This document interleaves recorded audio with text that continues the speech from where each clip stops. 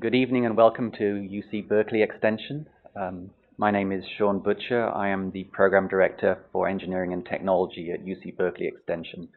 We offer courses and programs at several locations around the Bay Area, including here in San Francisco, in Berkeley, and in Belmont. We also offer courses online. Tonight, it's my pleasure to introduce to you Dr. Pratap Chilakanthy. He's a long-term instructor at UC Berkeley Extension. He's also has extensive experience in the technology industry. He's held leadership and consulting roles in software development, identity management, security, and corporate training. Amongst his clients and companies he's worked with are such names as Cisco, Hewlett-Packard, and Oracle. Tonight, Dr. Chilakanthy is going to be talking about a very timely subject, cybersecurity. We live in an increasingly networked world, and cybersecurity is increasingly in the news. Increasingly, people are finding their identities stolen, their financial information taken, their private information taken, so cybersecurity is becoming a very timely and very important topic. I just wanted to note that we are recording this lecture this evening, so if you do ask a question, it will be recorded and maybe put online, so you may be heard online. Without further ado, I'd like to introduce Dr. Chilakanthy. Thank you. So I'm Pratap Chilakanthy.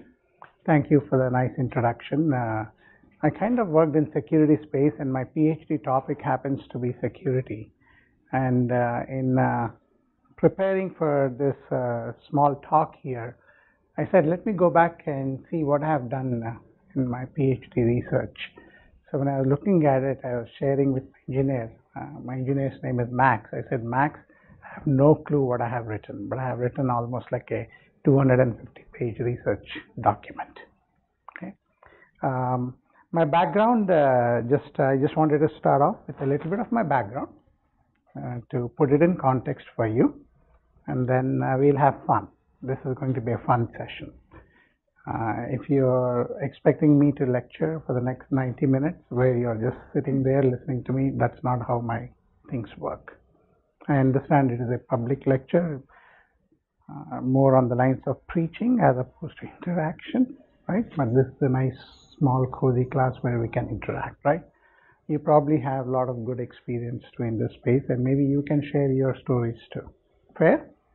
Great. So I have a couple of things about me that you need to know up front. I have been a UC Berkeley instructor since about 1989, long time. My wife and I used to be very young in those days. Okay. I'm much older now. I used to teach software engineering courses on the main campus with a very famous professor, Professor C.V. Ramamurthy. I would call him like one of the founding fathers of software engineering, my lifelong mentor, and he was my PhD supervisor too. I didn't do my PhD here, I did it elsewhere, but he was on my committee. What else you want to know? I worked at Hewlett-Packard.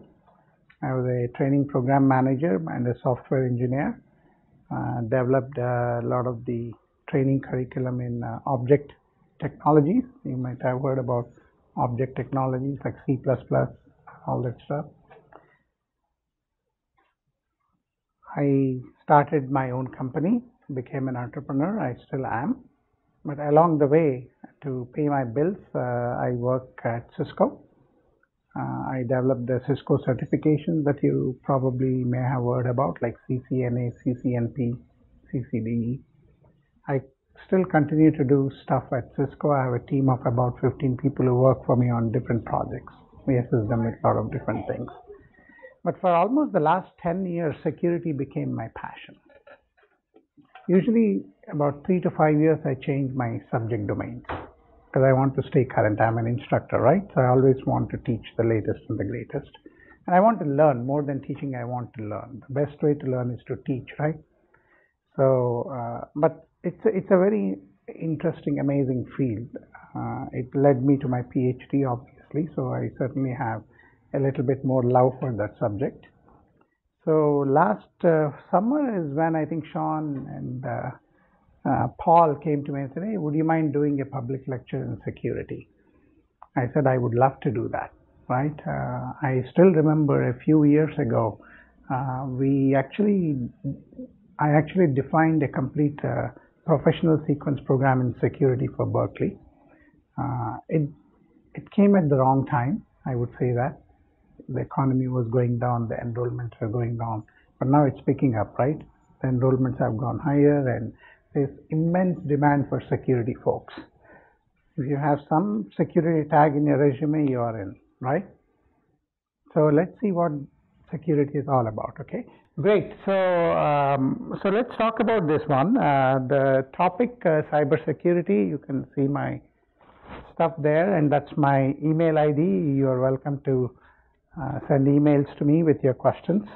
I always like to start with a quote, and somehow I always pick Albert Einstein. I don't know why.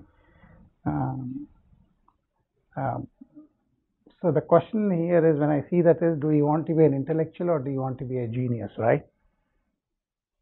Question to ponder there. I'm neither an intellectual nor a genius. I just make money. That's all I know. Okay. So this is how I have tailored the presentation today. Okay. There are multiple ways of doing it because I have given literally hundreds and hundreds of lectures on security, right? I have developed the entire security curriculum for Cisco for secure product development, taught that worldwide, all over the world. So I said, what is the right balance? Because I didn't know who the audience was going to be. I can go very deep into programming, right? Getting into buffer overflows and things like that, or SQL injection attacks. That's what we do in the industry when we teach secure programming in C++. So I wanted to keep it at a sufficiently high level, but at the same time give you a broad sweep of the things.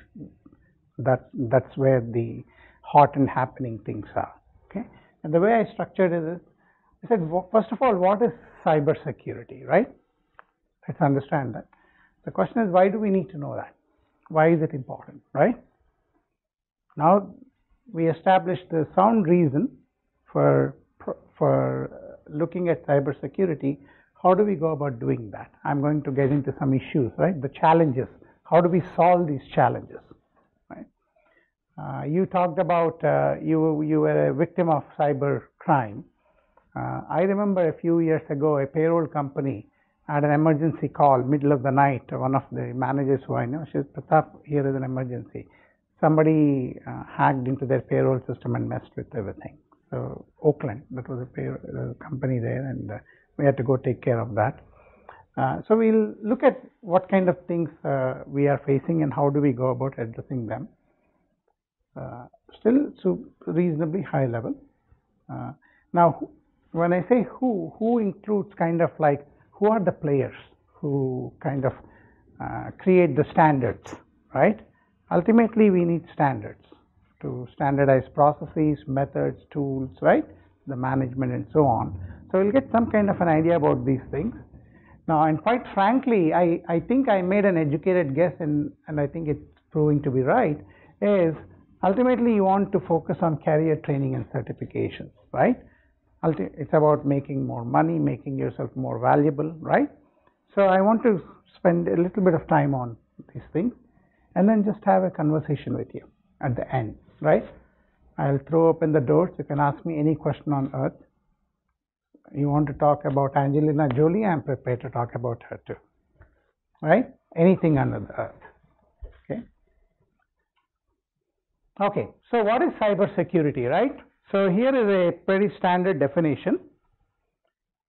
It includes technologies, processes, and practices, and it is designed to protect networks. Somebody was dealing with networks, they said, right? Computers, right? You talked about this gentleman talked about he doesn't want others to put stuff on his computer. Programs and data from attack, right? We don't want any damage, right? And we do not want any unauthorized access. Okay. So when we talk about these things, right? When we talk about security, we are talking about cybersecurity, and I'm just giving you a reference from whatis.com. Other terms that we use in the industry to talk about cybersecurity is computer security, information security, IT security. There are a lot of different terms that people throw around. Researchers have nothing better to do than create a new term to mean the same thing in a different way, slightly different way. But all of them fall under the umbrella of this one. So don't get confused with that. The real first term for security in the computer space was coined in 1950s. It was called computer security. Okay? So all those things pretty much mean the same thing. Okay. So the another term that you hear a lot is information security, right? As one of the terms that I pointed out there. Here is another definition from the US National Information System Security Glossary. Right? Protection of information systems against unauthorized access or modification of information, right? Throughout the entire life cycle of that information, right? Whether it's storage or processing or transit. That is one aspect of it. It also addresses what is known as denial of service attack. Okay, we'll talk about what that means. Okay, and then whatever measures we need to take to detect, document, and counter such threats. Okay, pretty loaded definition, but those two give you slightly different nuances. Very useful for you. Because when you go to an interview, you talk to them, you give these two definitions, they'll say, wow, you're in. Okay, because you sound like a sage when you talk about this, right? Okay, I can't do this one, right? I have to do arrow. Okay. Okay. Please feel free to ask me questions when I am going through this. Okay. Don't be shy. Now, why is this important, right? I can spend a full day telling you why it is important, but I wanted to grasp the essence of it, right? I said one slide. My metric was one slide. So this is the best thing that I could get. What does DHS stand for? Can anyone guess? Homeland Security. There you go. I remember some guys who were in charge of that, right? Since I am on record, I have to be a little bit more formal. Typically, my classes at Berkeley, I don't spare Democrats, I don't spare Republicans, I don't spare my wife too. Okay, so it's really, it's pretty self-explanatory, right? Entire life depends on that now, right? If you don't understand these things, it's almost common parlance, right? Even my girls who just entered high school, they talk about security, they talk about Norton utilities. And when I don't renew it, I get an email from my daughter, Papa, you are making our computers vulnerable, why don't you go renew it? They even use those terms now. Okay, so it has become common parlance there. But on the other hand, right, these attacks are increasing day by day. Usually in my regular security class, I show them a CERT chart. CERT is an organization, a security organization. They maintain a track of all the vulnerabilities, risks across different platforms, whether it's Windows or anything else, right? Apple, iOS, right? We call it. So that is why this is important, right? So pretty soon we don't even need to answer why, because it's a given, right? Now, students of this field who want to get into that, I always fundamentally believe it's kind of good to know a little bit about the history, right, where it all started. Do any of these names sound familiar to you? So which one is familiar to you there? Morris one? Yes. So this is very interesting. When in 1988, I'm kind of losing my memory cells, but I'll try to remember everything, right? So way back in 1988, there was this graduate student from Cornell who wanted to basically write a program to figure out how many computers were connected to the internet. That's all his goal was. In those days, anyone who was doing computers was a geek, right, pretty much. And then he did not want to be tracked. So he did some magic where it appeared the message was coming from MIT.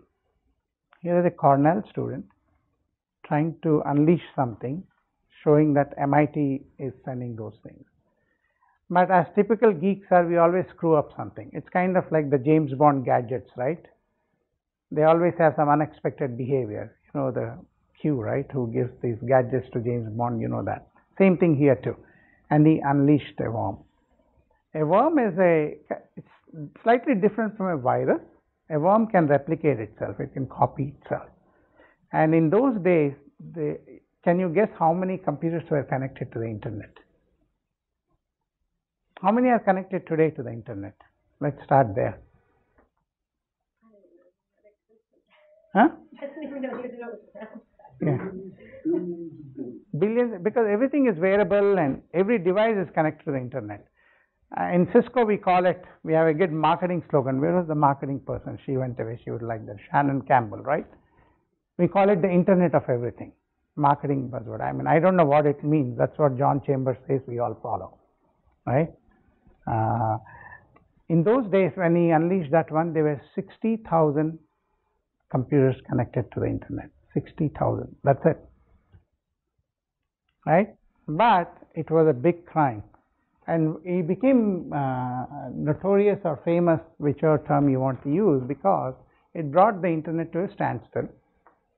And other thing, his stake to fame was he was the first person prosecuted for cybercrime. Okay. But in those days, it was a badge of honor. After he served his term, he actually got a nice paying job, very high paying job. So we should all thank him for that, right? 1994, Rome Laboratory doesn't mean anything, right? It turns out it is a NATO US research agency related with defense and all that, operating out of Europe. People penetrated that. Pretty serious crime, huh? TJX, that's one of those consumer goods store, right? 45.7 million that's million, by the way. I did not put the word million. Credit card details were stolen. Most recent thing, it happened to another company. You all know that, right? Target. Right? Yeah, all the debit cards and bank card information, right? So they had to reissue them. What is Stux? I couldn't even pronounce it properly. Stuxnet? Yeah, Stuxnet attack. That's an interesting one because I put it in there for a reason. It was actually an attack done by, I believe, US and Israel. Of course, they would never agree to that, right? To shut down the nuclear reactors and all that equipment in Iran. You are going to edit that out, right? Okay, just want to make sure. Okay. So the reason I put in there, right, it's a constant warfare. Believe me, it's not just the hackers and all who are doing it. The governments do that. How many stories we hear about China penetrating the US systems, right? And vice versa. So it's an ongoing thing. It's not about the bad guy versus the good guy. It's political. It is personal. There are a lot of things. Okay. Okay. These are just 4 examples that I gave. I have a complete timeline. Like people got like in China, they put a few people to death because they were caught doing cybercrime. It happened at the time. I still remember this story I have to share with you. Right, we were in China on teaching security courses for Cisco, and very interesting. They don't understand English as fluently as we do here. So we teach for 20 minutes, then we stop. The translator then would convert that into their lingo, then they discuss among themselves, and then we continue. Very interesting experience I had as a professor there. And then there was this one very inquisitive student, because when we teach those courses, we show them kind of like how to hack. Like we take some examples and say, hey, see, we can look at your social security numbers. Not real ones, right? Kind of like that. Okay. And then we were there for 5 days. This happened on day 1, and for the next 4 days he wanted to talk to us to say how to do all that stuff. And then we just showed a slide which shows two people got killed in China. I said, we don't want to get killed. Come to US, we can show you. US is a much freer country, right? So these things happen there. Very interesting timeline I have. For those of you who want it, send me an email. I'll be happy to share that. Okay. So I wanted to give you some, since the fundamental assumption that I made here was you are going to be potential learners who will take a lot of great security courses under the leadership of Sean there. He is putting together a lot of great courses there. So I wanted to give you some idea about how this entire security stuff evolved from the 1950s. Remember I told you the term computer security was coined in the 50s. That's where it started, right? But who were using those things? Mostly scientists, right? It did not come to common people like us, right? And their focus at that time was physical access. One of the nice pictures that we show in full-fledged security classes, you have this huge room where the computer is, right? And then you have a guard outside the door with an AK-47. That was security for computers in those days. Okay, we have come a long way since then. Okay, mini computers, you can see we started getting into the business data, data processing, and people started like MIT, like Dijkstra, one of the founding fathers of computer science. If you have not heard about Dijkstra, look him up. Dijkstra has done everything in any branch of computer science. He has done it. Okay. And so they started this thing about operating system. That is when we started having these operating systems which allowed multiple users to work at the same time. In the good old days, it was one person, one computer thing, right? So when you have multiple people accessing an operating system or a machine, right? How do you make sure that each user space is different, right? So you needed to have some mechanisms in place to manage all that. That's the beginning of the security stuff, right? So we talked about access control and so on. So we'll get into access control later. Okay. 70s, of course, we got the PCs, and of course IBM think they produced the first PC, whereas Apple disagrees. Okay. So we got into databases there, and Oracle came in the 1970s, right? Relational databases. So when these things started coming there, then the knowledge started getting structured in this space.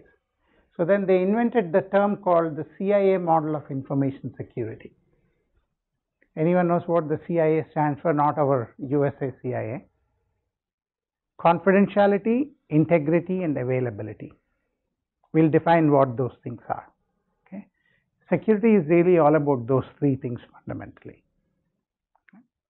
We'll see what the thing is, and then we got into the networks. We had the invention of Ethernet from Xerox, right? Bob Metcalf was the guy who invented the Ethernet card, which allowed us to do the networking of the PCs, desktops, right?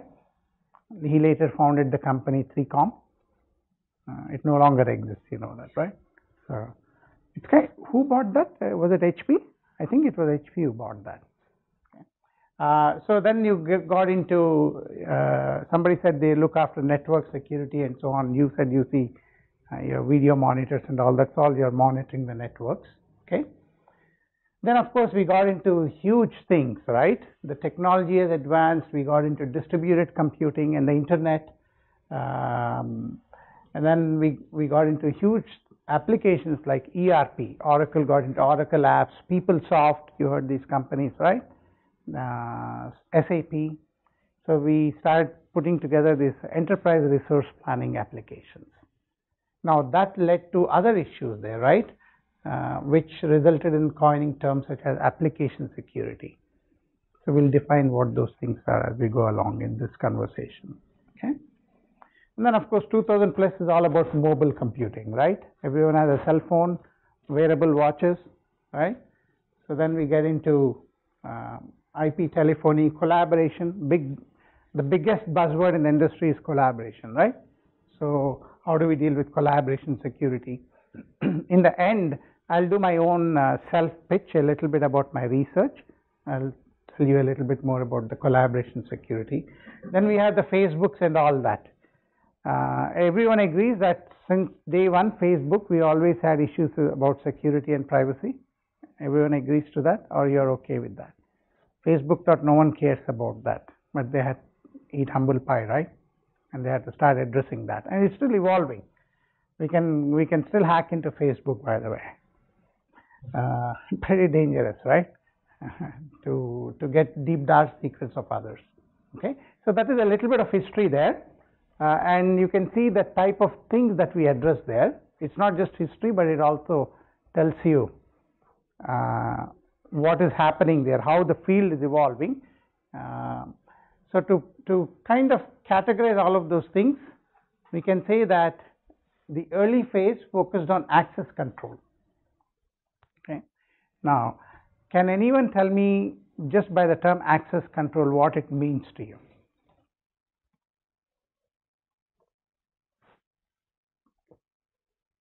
Is it too simple a term?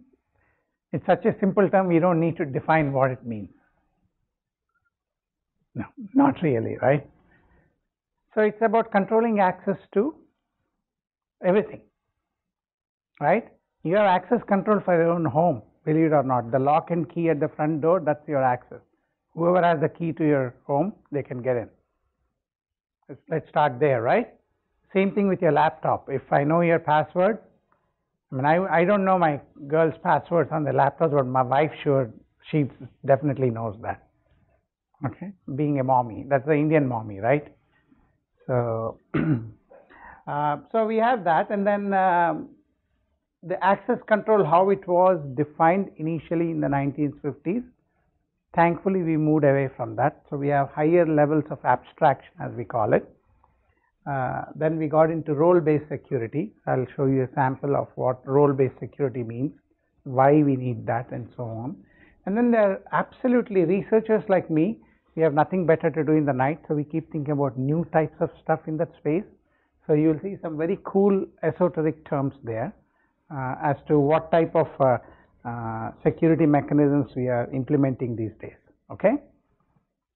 So here is an example of an access control, right? Early days. So what do you have here? The scenario here is you have different users in the organization. Okay, very simple to understand, right, for everyone. And then you have different files. Think of it as data, right? In today's term, we call it data, right? And then you want to determine who gets access to what. Got it? Didn't lose the audience here, right? Still fairly at a high level. Okay. Now, you can also see who is the owner of the file in this case, right? And then what type of access. It's not just getting access, what type of access. Typically in the computer terms, you call a read-write access, right? You can read it, meaning you cannot, you try to type something, you cannot type anything in that, you cannot modify it, right? So simple thing. How did we do it in the good old days?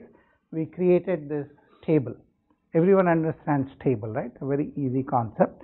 And then designers, when they design the system, they maintain these tables like this. Very simple, very powerful, easy to understand by everyone. Okay. Questions on that? Okay. Now, before I move to the next slide, let me also point out one thing here. So people have found some difficulties as systems became more complex and more people started coming there. It was very difficult to maintain tables. Imagine maintaining a table like this for 1,000 people organization. Can you foresee an administrative nightmare, right? And suddenly you want to change something in somewhere, you want to do a dependency analysis, impact analysis, right? Because if you suddenly remove an access and people are trying to do it, the programs may crash, right? It becomes an administrative nightmare. So they invented things called access control lists. Lists are like a row of data, much easier to write and catalog and all that. But again, the explosion problem happens for that too. So to address all of those issues, in the 90s, what we did was we came up with this thing called role-based access control. That's all a role is. Role is all about responsibilities, right? What tasks you perform and what access you need for the data. Right? So it's a higher level of abstraction than saying for each file I want to determine the access, right? So they said, hey, let's define the roles. That's where the roles came there. And then they said, let's assign the users to the role. And then each role, we know what tasks they perform, and in the process of performing those operations, they know what objects or data they need to access. So this becomes slightly easier to maintain compared to the lower level of abstraction. It's kind of like this in computers. I mean, you all have some basic understanding of computers, right? In the good old days, we used to program in what? Assembly language. Actually, before that, machine language, zeros and ones. I have written programming code in zeros and ones too, almost zeros and ones, assembly language. Okay. Thankfully, we came up with higher level languages, right? Like the C, COBOL, Pascal. COBOL is really not a language. Okay, yeah. As I hope I'm not offending anyone here, right? Yeah. So same thing happened here, right? When we things in the small, lower level abstractions are good enough. But as the complexity is increasing, you need to invent higher level of abstractions. That is what happened in this case. Okay, that is role-based access control. There's a scientist or a professor by the name Sandhu, S-A-N-D-H-U. He became very famous in that. If you look up role-based access control, chances are out of 1,000 papers, 785 would have been published by Sandhu. Okay, he is that famous in the space. I mean, he did not invent role-based access control. Someone else invented it, but it pretty much became synonymous with Sandhu, okay, because of his passion for that. Okay, so that is role-based access control. If I can go, I did something there. Okay, now let's see if I can go to, there it is. Now this is a very interesting slide. I actually spent a lot of time thinking whether to show this to you or not, but I decided to show it because I really like this slide. Can you read from the back? Okay, great. So these are all the new strategies that we are looking at to deal with this enormous mess called security stuff, right? Nothing seems to work. Whatever we have, even role-based access control, I actually designed a role-based access control mechanism for Cisco. They have this financial repository, all the very sensitive data, right? Sales data, partner data, very highly sensitive data. And we needed to implement a mechanism to see who can access what they can do, and so on. So I took the basic role-based access control mechanism and then customized it to Cisco needs. Okay, but it still is not perfect, right? So researchers' job is to find new ways of doing it better. So here are some of the terms here. If you ask me each and every term, I probably may not remember, but I'll try to give you some samples, okay? I did not put any backup slides for that because I know that this will take one day to explain. Okay, I'll take 5 minutes here. What does security as an inherent property mean? Let's go from there, right? We have recognized, particularly the software guys. I'm a software engineer. I develop products. I lead product development. We have recognized that security is not an afterthought. You cannot say we have developed the product, hand it over to some testing team and say, okay, test it for security. In the good old days, testing and QA people used to do like that. The developers used to just develop something, hand it over to QA and testing, right? You know that, all that. You led teams. So he's more experienced than I am, by the way. He should be lecturing on this. Okay? He just gave me the honor of doing that. So we decided that no, this is not how it works. We should make it an inherent property. What does it mean? What it means is you have this a very high level notion of saying requirements analysis, right? When we start a project, what do? We talk to the end client or end user or stakeholder. We gather their requirements. Then we do the designing, right? What would be the high level subsystem? So he's a system architect, right? So it makes perfect sense for him. You come up with a subsystem, because that's where we talk about divide and conquer. We no longer write one big program, right? We break it down into subsystems. And then, of course, we develop the code, and then we do the testing. There's some iterative process there, and then we deploy. Okay, I missed a few steps there on purpose. We even do production testing, all kinds of things, right? There are different minor or microscopic details there, but this is the high level. So what we said was, to make security inherent, involve the security guys right from the requirement stage. People are, when I was teaching in Cisco beginning the security stuff, I taught other things there before. 2006 is when we started our security training there. So I asked the product development teams to bring their functional spec document. Everyone understands what a functional spec document is? Think of it as a requirements document, okay? High level, okay? Technically there is a difference, but let's combine those two for now with his permission, because he is a system architect, so I have to be precise in these things, right? But at educated layman, it's like I say, okay, it's kind of like this, right? If you want to build your house, what would the architect do with you? Anyone built a house or anyone bought a house? Huh? Blueprint, right? Before blueprint, what does he ask you? What kind of rooms you want, how many children you have, dimensions, kitchen, you want a library, right? You're going to give him the wish list. Of course, the wish list will soon come down to a smaller one, because he tells you the budget. You say, no, I don't need that, right?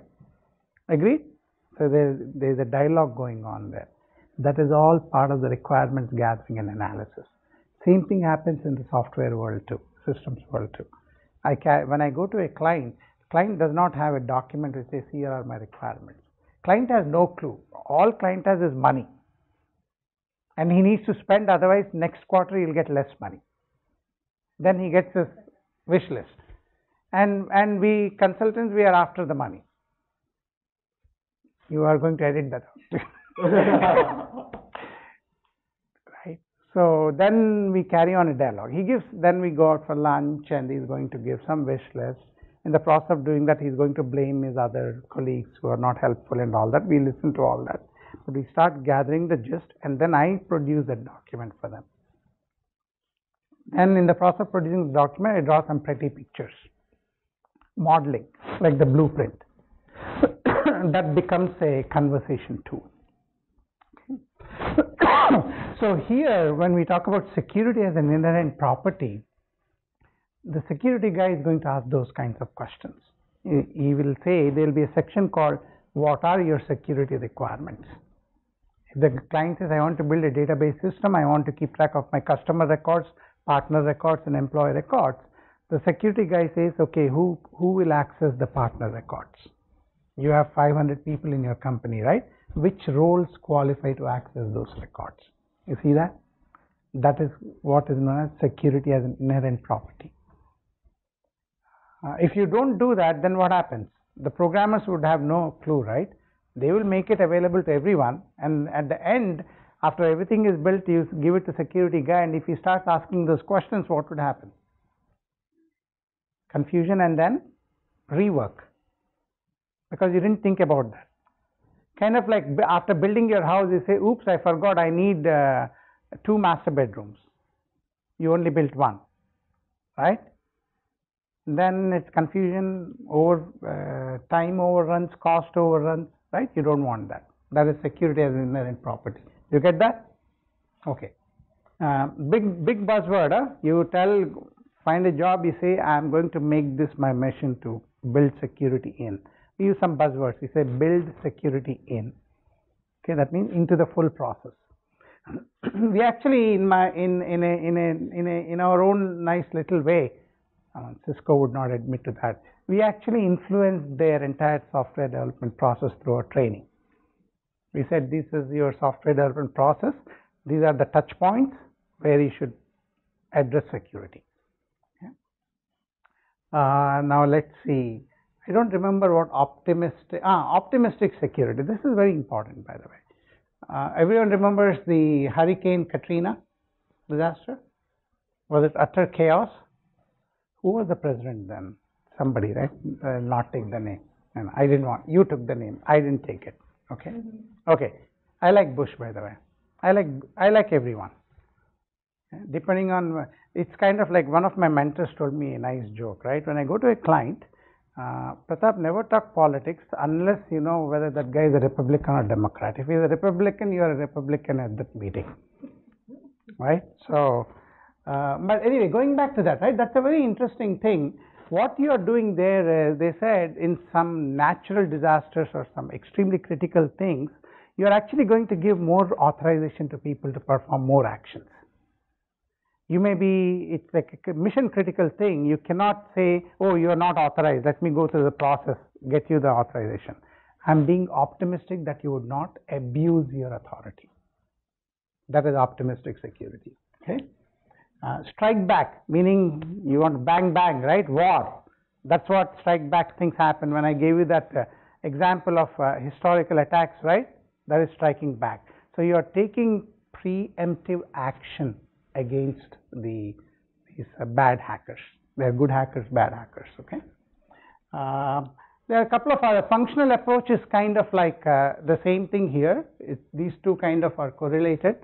You always want to understand what the roles, responsibilities are, and from there you want to say, okay, for this role, these are the type of security that we are going to give. It is dictated by the functions that you perform. Trust. This is a very important thing, by the way. How many of you shop on eBay? Okay. The entire eBay model is built on trust. You know that, right? I'm paying for something. I don't know who the guy is at the other end. I have no clue whether I'll receive my stuff or not. But that is based on trust, right? But it's easier said than done, right? By the way, I vaguely remember I ordered some book on Amazon. One of my friends told me, hey, get that book. I ordered it. I don't remember receiving that book. I paid. I keep saying I need to figure out why I didn't get that, right? I completely lost trust on that guy, right? I didn't get it. But those things happen. But when we build security mechanisms, especially in the space of collaboration, today everything is collaboration, right? I can't do my stuff alone, sitting in a silo. I have to collaborate with cross-functional teams. When I do that, there are some trust relationships that I build to do my work. So how do you handle all that? That is the trust-based security there. Security based on economics is very interesting. Do you recall who was that? Which was the incident where in Cedars-Sinai Hospital, somebody's records, some movie stars' records were seen by nurse and sold to National Enquirer or something like that? I forget the name. Huh? It was, yeah, it was one of the famous movie actors. I know it's not Angelina Jolie. It was someone else. Maybe she would know, right? How do you, it's an interesting concept. They said, hey, you know, when the patient, this is useful in patient health records. They said, if somebody is accessing a patient's records, you are going to first take money away from that patient's account. Not patient's account, the guy who is accessing that. Let's say $10,000. Okay. Now, if the system verifies whoever accesses the patient only, whoever accesses that is nothing but the patient or somebody is authorized, then that $10,000 is put back in the account. But let us say it was an unauthorized access. They did not really, they did not have the permissions to access, but they accessed. The theory is at least the patient is now richer by $10,000, right? Because that got put in my account. I am the patient, and she is trying to access my records. The system took $10,000 from her account and put it in my account. And I say, oh my God, she is a National Enquirer reporter, right? Now my entire life story is in the tabloids, right? But at least I have $10,000. That is economic security. But you can see how, the reason why I put that slide, why I like this slide, right? You can see how we think, right? It's truly thinking outside the box. So if you expect to be security professionals, you should be thinking outside the box. So there are other things. I'll move on in the interest of time. What do you mean by model after immunology? That in itself is a great research topic. Okay. Now, this is all great, right? How do we make sense out of it, of these things, right? So I always say, as a security professional, my job begins with understanding what your security objectives are. If I know what the client objectives are, then I can build a system that reflects the client's objectives, right? If the client has no objectives, then I'm going on a wild goose chase. At the end of the day, client would say, this is not what I wanted, right? So we need to know what objectives are. And in the case of security, we call them security objectives. And these are some of the objectives that we always address. Accountability, right? Whenever I want to take an action, I want to trace that action uniquely to an entity.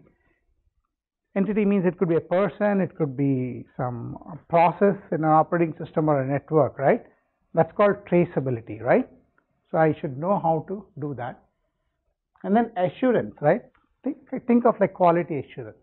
Confidence that the other security goals have been met. So when I build all of these things, how do I know whether it's secure enough? Can you ever say if something is secure?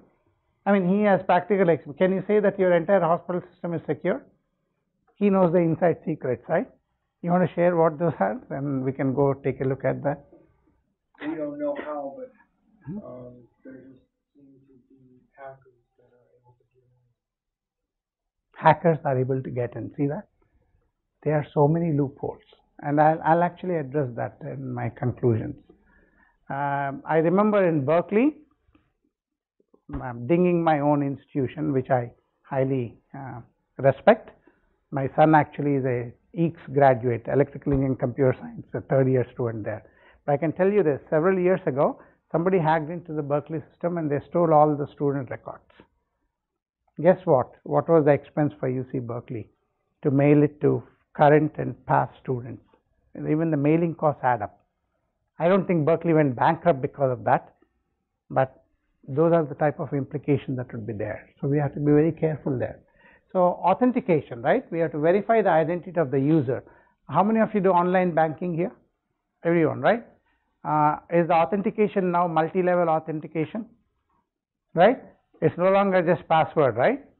You have to remember so many other things, secret questions, this, that, and so on, right? So that's what the authorization. And authorization. There's a difference between authentication. This is identifying who you are. This is saying what you can see. Okay? And then I talked to you about the CIA model, right? The classic CIA model. Confidentiality, integrity, and availability, highlighted in blue. What does confidentiality mean? Protection from accidental or malicious attempts. It covers both. It's not just accidental, it's both accidental and malicious, right? Integrity, right? I do not want to go there. Imagine if I have access to the employee database and their salary information and I'm a good hacker, I'll go change my salary, right? From $5,000 for this class to $10,000. Huh?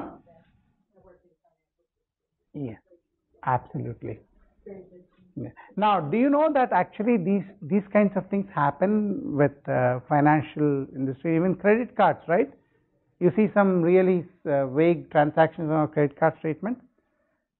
What do the credit card agencies do? Would they ever admit that their systems are flawed from a security viewpoint? They don't.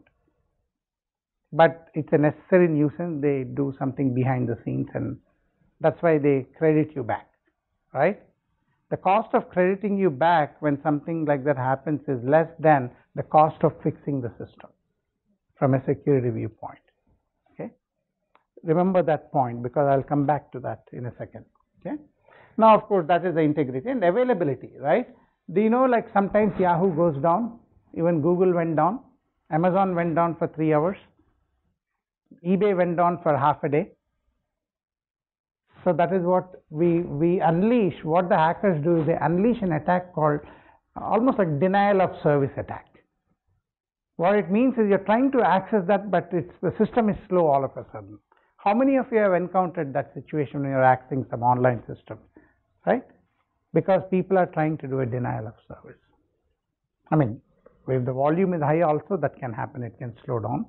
But those things are very, very common. Okay? So these are all the common attacks. That's why the CIA model is famous. This is all I'm doing, because if I can somehow get access to your stuff. By the way, I am not trying to break your system. The hacker is never trying to break your system or cause it to hang up. That does not serve any purpose to me, right? If I can get into your laptop or your home network and I can put a Trojan there, my own program there, it is sniffing all of your bits and, right? And then I'll get your social security numbers, card numbers. I can do all kinds of things, okay? Okay. Remember I said I'll come back to it. Remember I said the credit card companies, they think it's not worth fixing some things rather than just undoing your transaction. What is the term? The term that for that is risk. In the industry, when we teach courses, we say security is really nothing but risk. It's all about how much risk you can tolerate. It reminds me of a great story in India, for one of the freedom fighters. I read it in one of the books. Vinoba Bhave, I think. So a robber came into his room in the middle of a night, and then he couldn't get anything valuable there. Then he woke up Vinoba Bhave and said, "What kind of a house is this? I don't have anything to steal." The answer is, I don't know whether it's a tall tale or it truly happened, right? But it's a legend. And he said, "Hey, you fool, if I had something valuable, I would lock my front door." Right? It's about risk. He had nothing to lose. So what security you need for that, right? So it's truly, when you are doing a security analysis, you're in essence doing risk analysis. So as a security professional, you go and say, "Hey, I'm going to do a risk analysis." You will sound like a whiz kid, right? So in the past, when people used to teach security, they never paid attention to this. The Dijkstra's of the world, when they invented access control and all that, they really didn't care about those things. But later on, as these things move to the business domain, can you imagine if somebody can get into a Cisco network and steal the top 3,000 clients of Cisco, who they are, and how much Cisco makes out of them? That is useful information for them, right? So it's all about risk. Okay. Again, each of these things I can give you a one-day lecture. Just remember, security, risk, those two go together. Okay. So now, you got an idea? You understand what security is, the lingo, because as students of that field, you need to understand that lingo first at a high level. Then we can go deep. Now, who are the players and what are the standards? Ultimately, you are there to get a great job, great career, right? Earning potential to increase. So I just put together one or two slides on that. First of all, you need to know what the standards are. Okay. That statement I'm only preaching, because I don't know the nitty-gritty details of the standard. Now, if you ask me what those are, I won't know it, because these documents run into hundreds, if not thousands of pages long. Okay. Now, I just picked 3 standards here, right? ISO 27K, NIST. NIST is the US government's thing.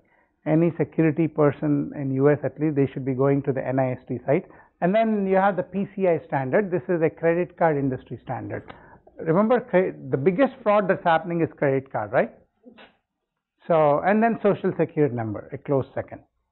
So there are some actually payment card industry standards which govern the credit card transactions. So any merchant who is processing credit card, they should be PCI compliant. Even the products that are sold in processing these things in the full food chain, not just at the point of sale terminal, all the way from there to the bank and back. That entire food chain, whatever products and solutions are there, they have to be PCI compliant. So when companies put out products and they say they are PCI compliant, it's a big win for them.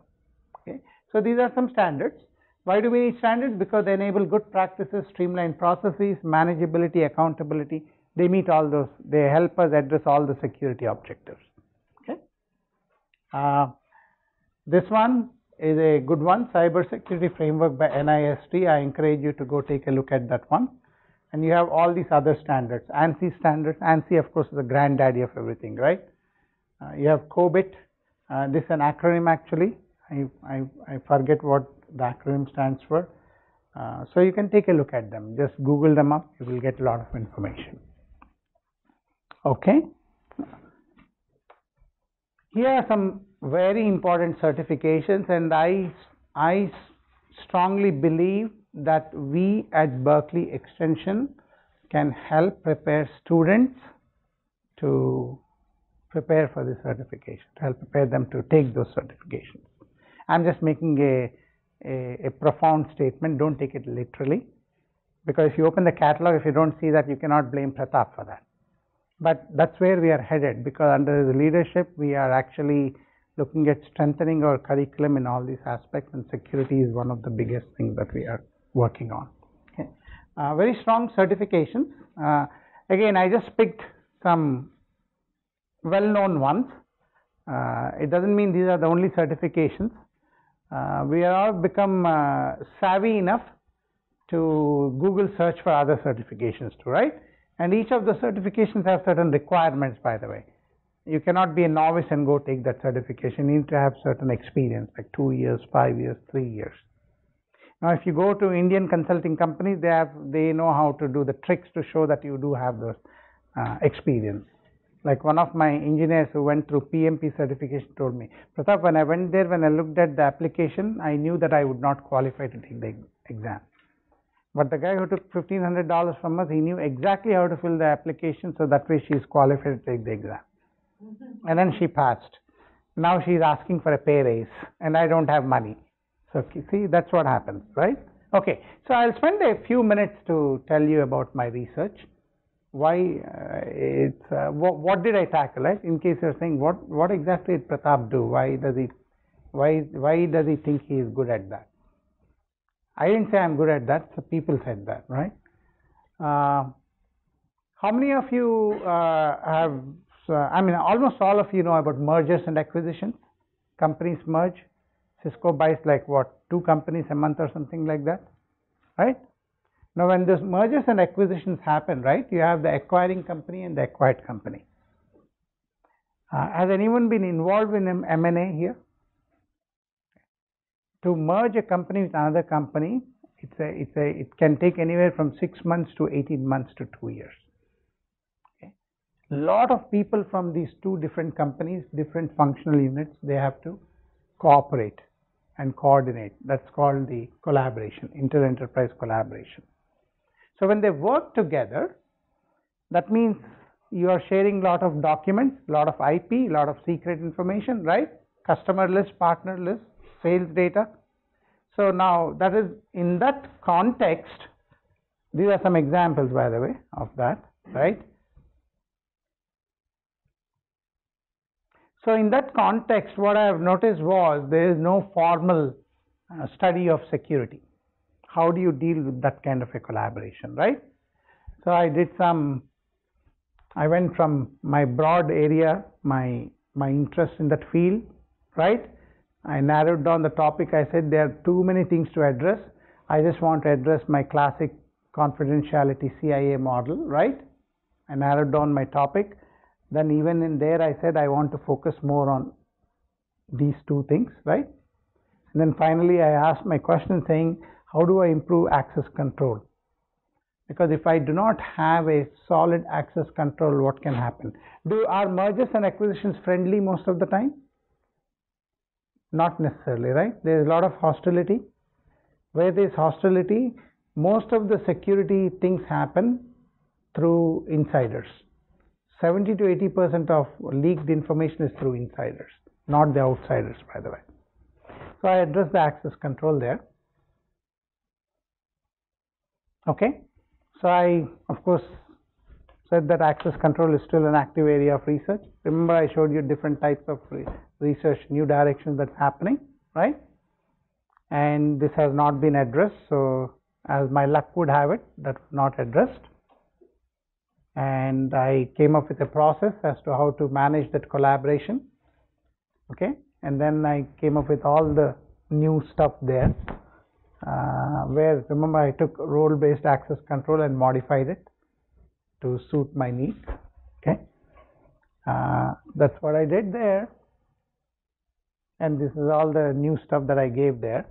Now, one of the things as security professionals, I always say, when you go engage with your client or within your organization, we are doing that.